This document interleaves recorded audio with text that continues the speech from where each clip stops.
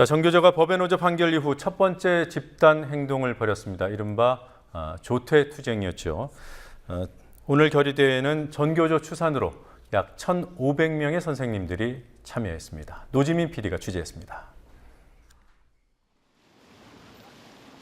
이른바 조퇴투쟁에 나선 전교조 서울지부 조합원들은 1시 30분부터 30분간 광화문 광장 주변에서 1인 시위를 한 후 세종문화회관 계단에서 대형 현수막 퍼포먼스를 진행했습니다. 탄압받고 있지만 우리는 현장에서 교실에서 묵묵히 참교육 한 길로 전교조를 지켜 나가겠습니다.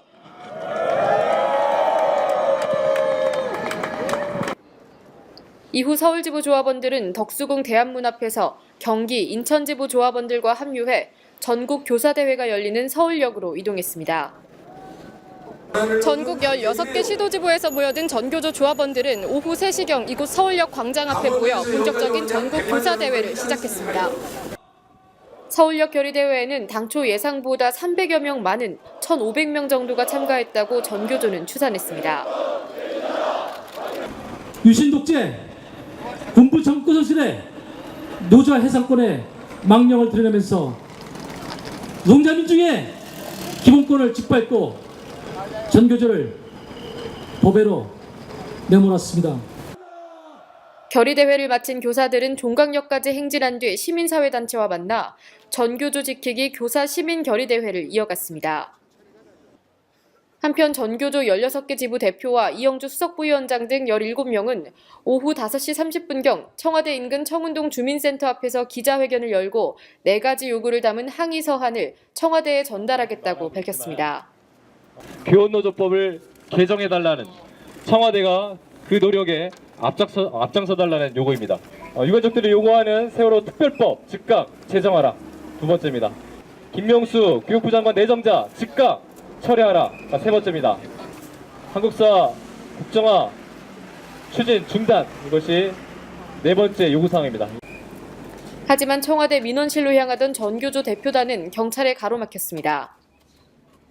기자회견에 앞서 영상을 찍어야 하니 구호를 외쳐달라는 기자들의 요구를 받아들인 게 문제였습니다. 경찰은 구호를 외친 시점부터는 기자회견이 아니라 불법 집회가 된다며 해산 명령을 내렸고 청와대로 가는 길을 막았습니다. 한국 사안을 전달한다는데 이걸 왜 막는 거요? 그리고 경비과장 도로를 지금 누가 막고 있는 거요? 예? 우리가 지금 여기 서 있고 싶어 서 있는 겁니까? 말은 똑바로 하셔야죠. 청와대 민원 접수 마감 시각인 6시까지 채 5분도 남지 않은 상황. 결국 전교조는 서한 전달을 포기했습니다.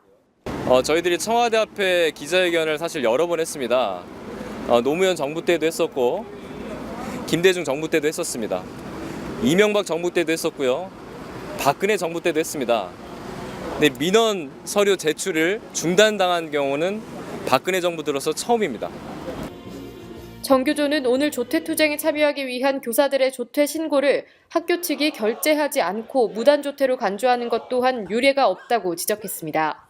조퇴를 쓰고 오신 선생님들은 다 전자결제 시스템을 통해서 조퇴 신청을 하신 분들입니다. 바로 결제를 하지 않은 사람은 학교장인데 학교장이 결제를 못하도록 유도한 또 주체는 교육부와 교육청입니다. 이거를 무단 결근 처리할 수 있습니까? 법적으로 가능할까요? 불가능합니다. 하지만 학교장에 결제를 하지 않았다는 이유로 오늘 올라오신 분들은 모두 무단조퇴 처리가 됐습니다. 전교조가 법의 노조라는 행정법원의 1심 판결 후 오늘 첫 번째 집단행동을 하면서 교육당국과의 갈등은 더 커질 것으로 보입니다.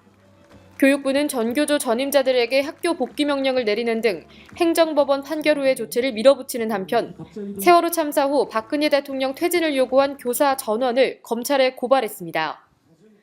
전교조의 대응 수위도 높아지고 있습니다. 전교조는 다음 달 2일 대통령 퇴진을 요구하는 2차 교사 선언을 한 후 12일에는 전국 교사대회를 열 예정입니다. 이 같은 갈등 상황에서 13명의 진보 성향 교육감들이 어떤 역할을 할 수 있을지에 대해서도 관심이 모아지고 있습니다. 국민TV 뉴스 노지민입니다.